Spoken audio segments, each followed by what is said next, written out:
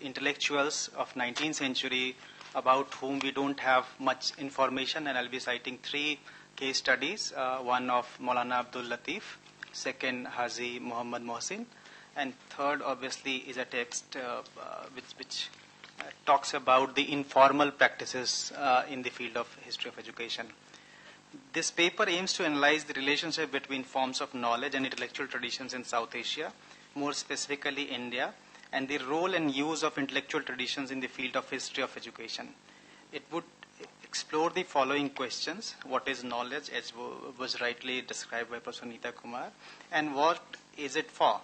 How do historians, and in particular historians of education, construe and use intellectual traditions?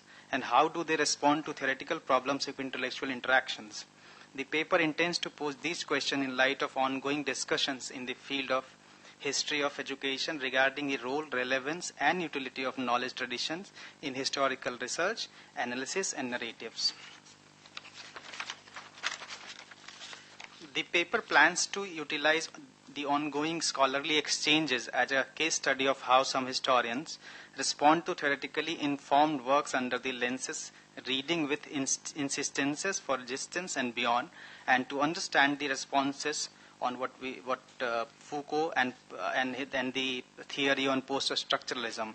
Perhaps the finest contributions of this paper would like to locate South Asian intellectual history, especially the Indian intellectual history, and tradition within global conversations in order to illustrate the knowledge like people, moved, and is fluid. The paper seeks to look into some of the relevant yet unearthed themes like whether cultural interactions in the realm of knowledge production, early Orientalists learning from Pandits, Maulvis, scholars of Jainism, Buddhism, and Sufism, but what these indigenous occupants have learned from them during the first interaction with the outside world. Colonial government made inroads into the Indian socio-cultural structures with the help of early educated Indians, who were also the promoters of Western knowledge and used the then existing pre-colonial administrative cultural structure, as rightly being cited many times by Professor Chris Bailey in his work on the 19th century. The paper would also try to look into the aspect of whether the cultural interaction in the realm of knowledge production and further to concept of identity formation of the students of different institutions, the relation with the lineage of scholars in terms of sectarian boundaries, with the professionalization of traditional scholarship of Pandits and Maulvis and other intellectuals of different religion, the different nomenclatures for different teachers, munshis, and scholars has changed to remain intact with the growth of British colonialism in India. It has already been approved that the intellectuals has a significant role to play in bringing about social change. Their action will be directed by the aspirations of class to which they belong. They were expected to play a counter-hegemonic role in society to evolve new patterns. This necessitates an ideological conquest of the traditional intellectuals to establish the hegemony of the group they represent. One of the limitations of Indian intellectuals of the 19th century was their incomprehension of the fact that European domination was having an intellectual tradition of at least 1,000 years to its credit. They noticed only the material genealogy of the modern Western thought through the agency of England. They formulated their sensibility in the dichotomous relation of inner and outer as observed by Parth Chatterjee. Anti-colonial nationalism in Asia and Africa created its own domain of sovereignty within colonial society well before its political battle with the imperial power. This is done by dividing the world of social institutions and practices into 2 domains, the material, which is outer, and the spiritual, which is inner. The economy and statecraft of science and technology belonged to the external domain, where the West had proved its superiority and the East had succumbed. The spiritual, on the other hand, is an inner domain bearing the essential marks of cultural identity. To retain the identity of Indian culture, it is essential to make it powerful enough to be able to overpower the hegemonic authority of outer world. Hence, the option happened to be that of building up a materially powerful modern India. So they believed that Indian institutions were to be transformed in accordance with the current European ideas. They did not verify the internal processes that gave hegemony to Europe before they venture on reforming Indian institutions and practices. It has also been admitted that opportunities to understand such processes were also limited. The new education, which is English education, that was introduced in India did not attach importance to imparting such age. Macaulay has a different perspective which extended the interest of colonialism. Hence, the colonial power assumed an ideological dimensions as the representative of progress in their thoughts. Moreover, the features of educated intelligentsia included a dependence upon the British Raj, considering themselves as a part of establishment and looking up to the British for protection and promotion. Passion for English education and Western knowledge penetrated even the obscure and remote regions of Bengal during this British period. Now I'll be citing three case studies. First one obviously of Nawab Abdul Latif Khan Bahadur, 1828 to 1893. He was CIE officer also. Nawab Abdul Latif, a prominent Muslim intellectual of 19th century Bengal, was devoted to the cause of Muslim education and consciousness. Was born in 1828 to a respectable Muslim family of eastern Bengal. He believed that modern education was a precondition to the growth of Muslim consciousness, and he tried his best to create facilities for the Muslims of Bengal to equip themselves with modern education introduced by the British government.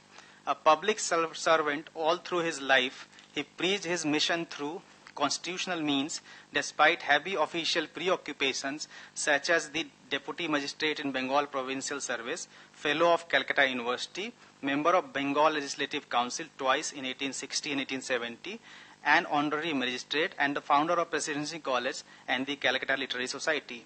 His contribution to the cause of Muslim education and of their advancement was so great that W. William Hunter called him the most distinguished Muslim reformer of the day, and Sir Richard Temple wrote about him as the most progressive and enlightenment among the Muslims of Bengal.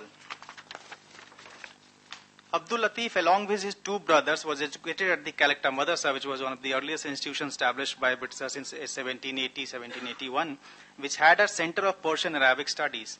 It was in the Madrasa itself that he was first brought face to face with the problem, which was to form the chief work of his life. The Muslim community, clinging to old traditional forms of study, turned a deaf ear to the rising tide of modernism in the name of English education, and the same was introduced when he was a student of Calcutta Madrasa.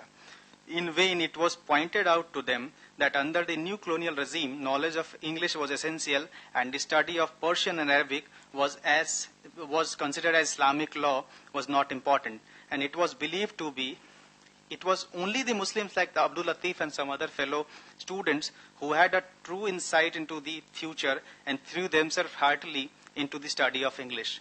The introduction of study of English into the curriculum had been watched with great interest by the colonial government, which had used every means in its power to bring necessity of its plainly before the eyes of Muslim community.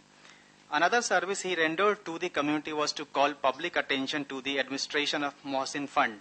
Mohsin Fund was established by Haji Muhammad Mohsin to promote the Muslim education, and also English was one of the important subjects in Hooghly Madrasa and Calcutta Madrasa. He pointed out that the Muslims were not deriving their advantage from a fund founded by Haji Muhammad Mohsin, as I told, especially in comparison to the Hindus who were benefiting from it to a far greater extent. Abdul Latif's early proficiency in English, a rare distinction in those days for a Muslim, brought him into contact with many of the highest government officials of that period. The few students who were prompt to take advantage of the English classes in Calcutta Madrasa were generally marked out for encouragement and distinction, and Abdul Latif, who was a leading Muslim student of the Madrasa, had won a government scholarship. He soon found a place in the best society of the day. In those days, very few government posts were open to Indian students, and Abdul Latif also waited for some time before he could get an appointment under the government. After leaving the Madrasa, he first joined as private secretary to the Amir of Sindh, who was residing on a political pension at Dum. The next year, he was officiating as a master at the Decca Collegiate School. After another temporary assignment with a commission of inquiry under Samuels, the ICS officer, he was back to the Calcutta Madrasa as an Anglo-Arabic professor.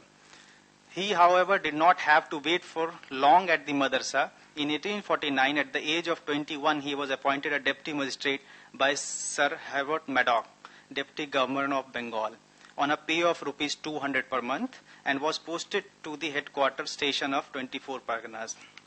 In 1853, Abdul Latif, with the sanction of Council of Education, offered a prize of 100 for the best Persian essay on the advantages of English education in Mohammedan students. The announcement was published in a notification of Calcutta Gazette of 10th August 1853.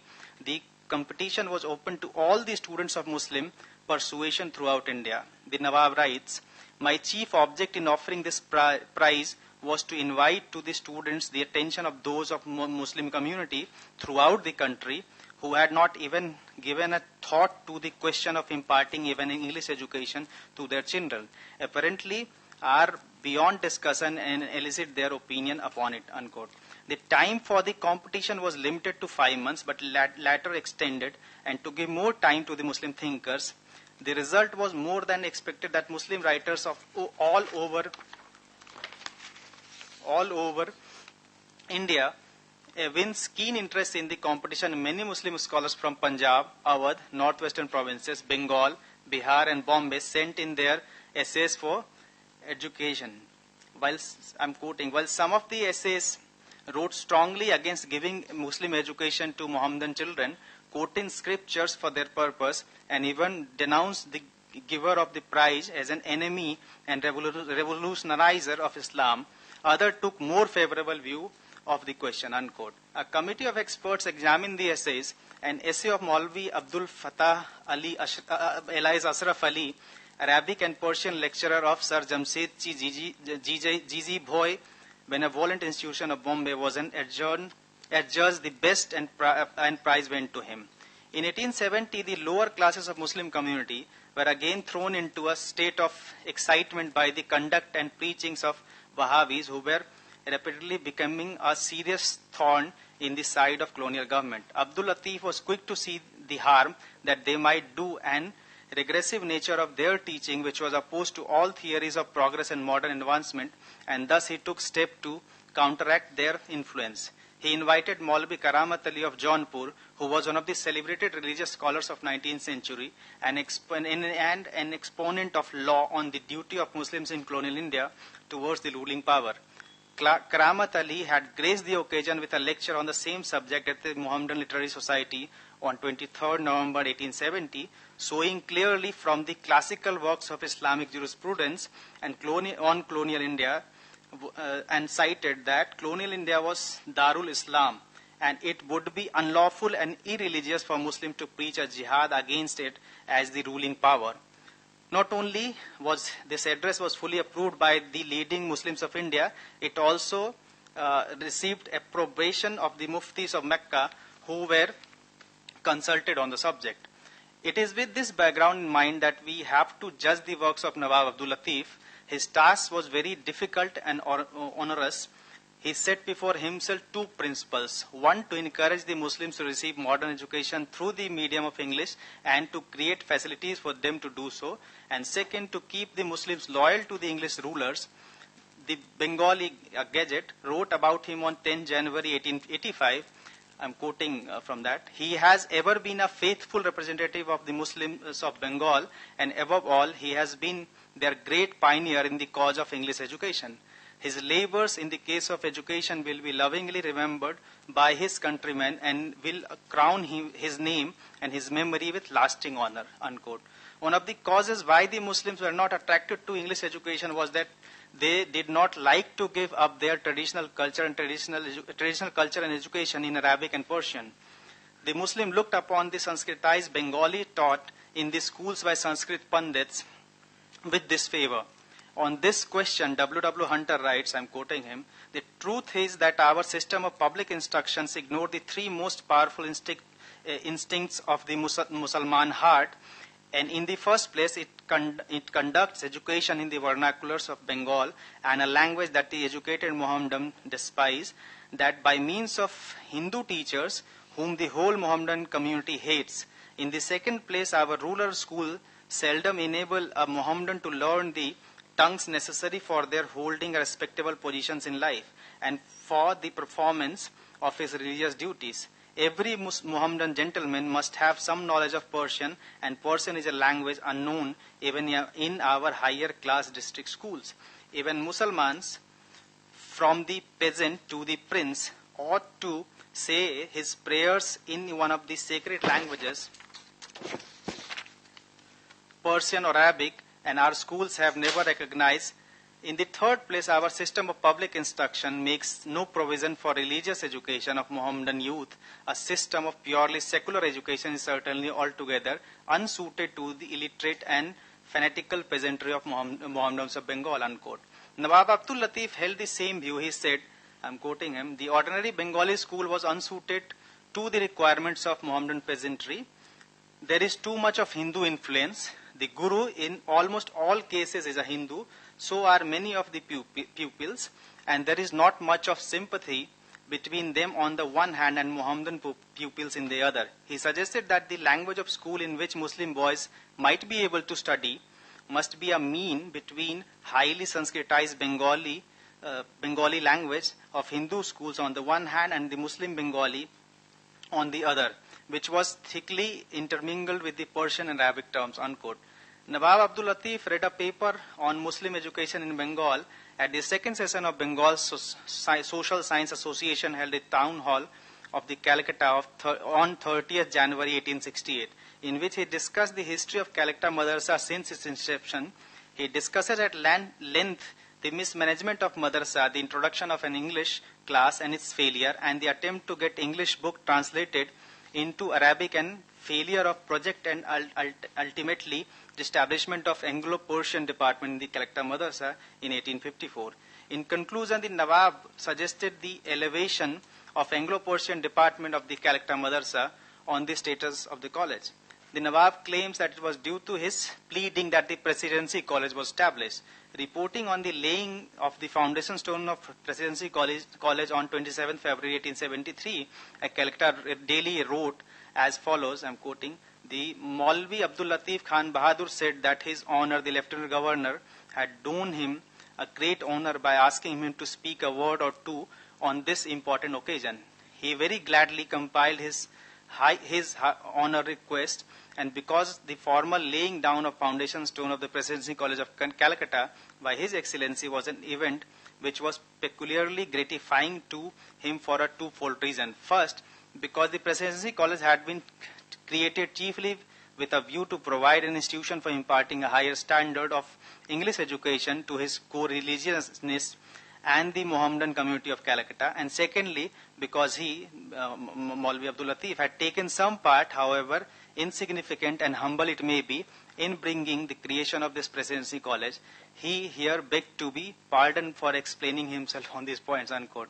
In 1863, Abdul Latif founded the Mohammedan Literary Society in Calcutta, which was one of the important centers for Muslims to have interaction on different issues related to that religion.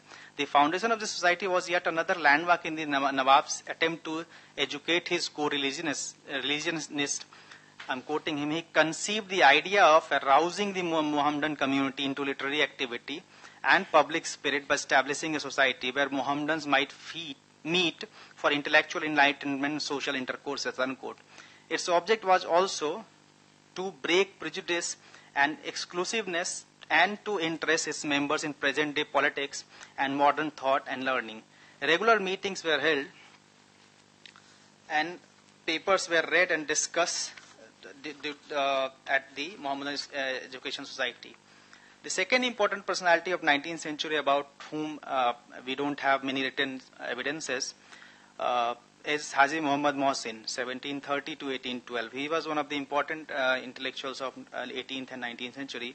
He was born in 1730 and he was 8 years younger than his sister Manu Jahan Khanum. He was one of the greatest Muslims of 18th and 19th century and well known for his learning, piety, philanthropy, and especially for his 100 years trust that he left behind. This kept his memories alive and conferring immensely benefited on the succeeding generations. His main contribution was to organize a fund in the name of himself, which was left behind by his sister, called Haji Muhammad Mohsin Fund, which was responsible for funding, giving funds to different madrasas of late 18th and early 19th century. The third important personality about I'm very much interested in talking about Lal Bihari Dey. He has written his autobiography, which is published in a book form and presents his vivid and realistic pictures of life over a century and a half. Although this may fade slightly from the memory of readers, it cannot disappear completely. They converted to Christianity on 2nd July 1843. He began his career as a catechist in the new church found by Duff and further worked as a preacher at Ambika Kalna, Bardhaman district of Bengal. He also wrote the famous work called Folk Tales of Bengal, which is a collection of his interaction and discussions in villages and bazaars, and he has related these to various legendary tales for about 2 decades. He served as a successful teacher of Berhampur School and then at Hooghly College. He retired in 1887 and died on 28 October 1994. One of the important works of Lal Bihari Dey, which I found very fascinating during my archival work at British Library, called it's Bengal peasant's life, called Gobind Sahamanta. Gobind Sahamanta basically is a comprehensive pictures of peasants' life of Bengal of the time and concrete evidence of how social customs and religious taboos caused hindrance to the participation of weaker sections in the educational process. Lal Bihari Dey's work talks about a village called Kanchanpur in the Bardhaman districts, and he talks about 2 pathshalas of that Bardhaman districts, one run by a poor Kayastha teacher called Ramrup and the other by a Brahmin Pandit. Usually people from indigenous classes send their boys to Ramrup's pathshala, while the upper class and caste peoples would send their sons to the other pathshala of the Brahmin teacher. Dey's work, Gobind Sahamanta, written in 1871, published in 1874, placed him as one of the respectable writers of fiction in the English language. In the same novel, they talked about his experience of education system at the village level, which he described as a character called Gobind in his education at the initial stages, which was as follows. The day on which Gobind was for the first time was taken to a pathshala was an important day to the family as well as to the hero himself. This is a very fascinating story about Gobind. Though unlike the middle and higher classes who seldom send a child to school for the first time without performing some religious ceremonies, the poorer classes ask not to ministration of Brahmin, yet the matter is regarded with the liveliest interest. Even since his birth, Gobind has not had a stitch of clothing on his person. Though more than 5 years old, he was allowed to revel in the unrestrained freedom of primal nudity.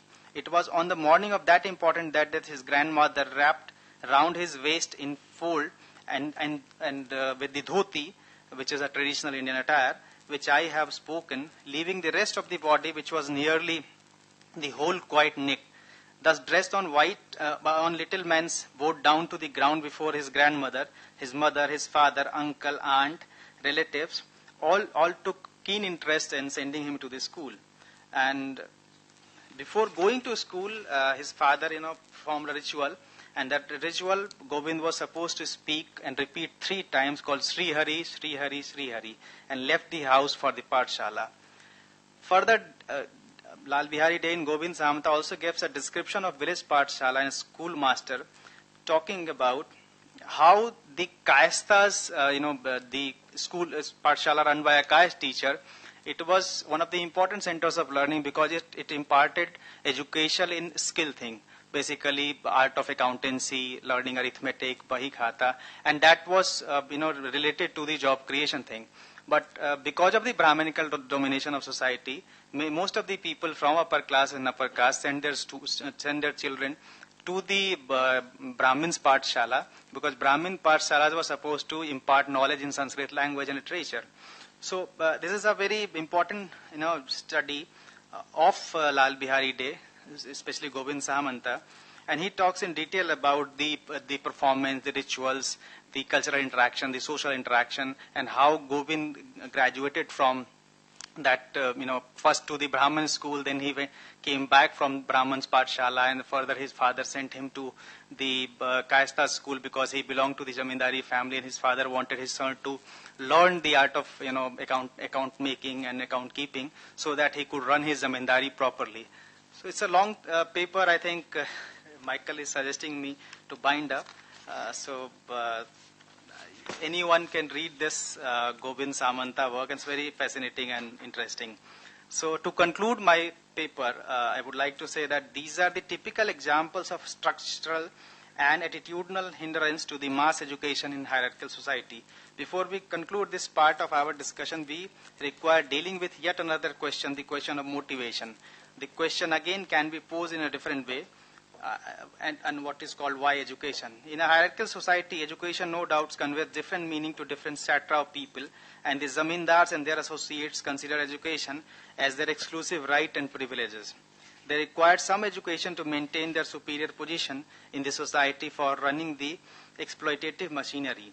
They patronize higher education, higher learning, as it was necessary for the maintenance of social structure to bring up a learned leisure section that would legitimize their privileged position on the one hand and persuade the lower caste to accept servitude on the other.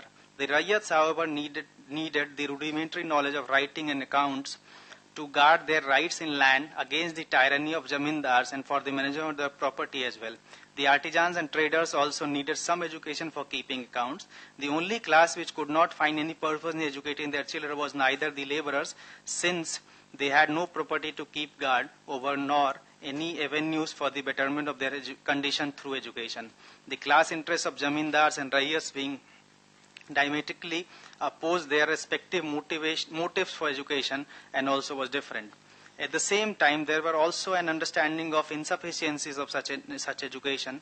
Some of them demanded the inclusion of more scientific and medical subjects in curriculum, and such constraints and contradictions expressed in thought of 19th century intellectuals were studied thoroughly. It is also to be noted that there were some intellectuals who developed a different perspective from educational system, but their voice was submerged in the clamor of Europeanization, as it offered opportunities of employment under the British to the newly educated Indians.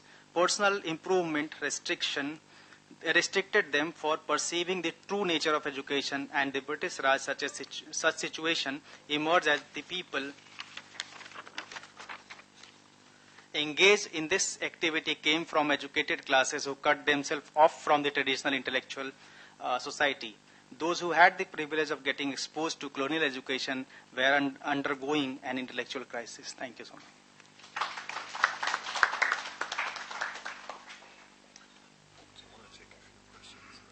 Yeah, next 5-7 minutes. 5-7 minutes. Yeah. We're going to forego lunch for 5 minutes and open the floor to questions.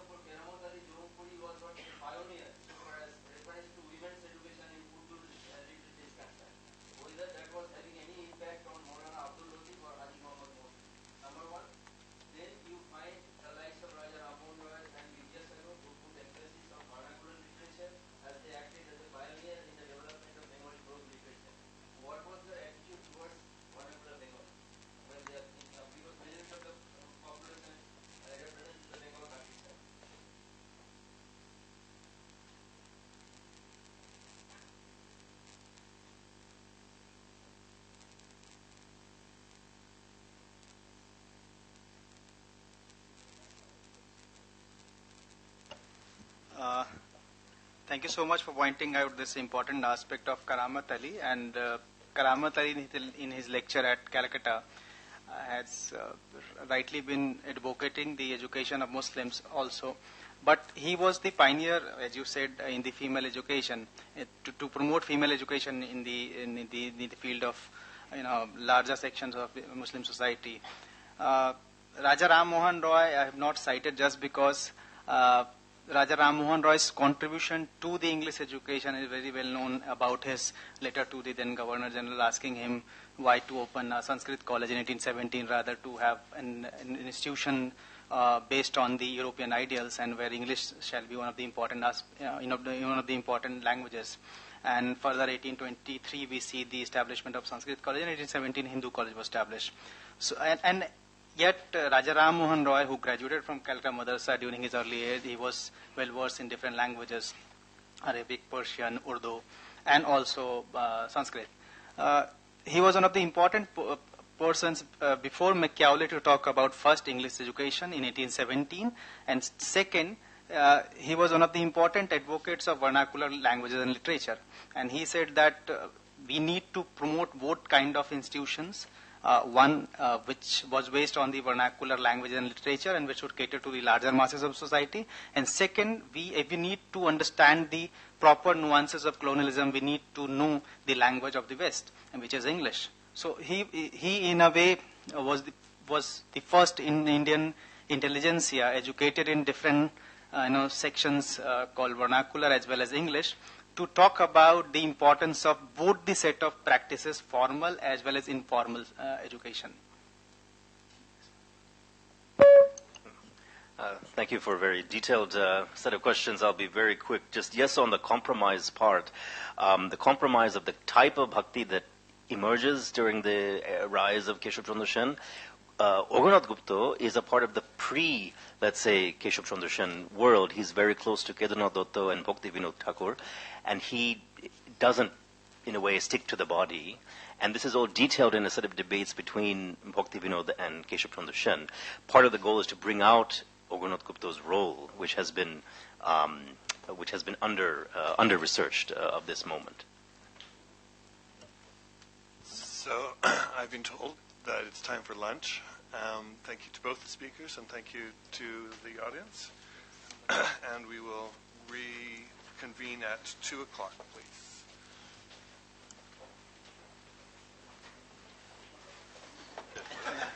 Lunch is at downstairs.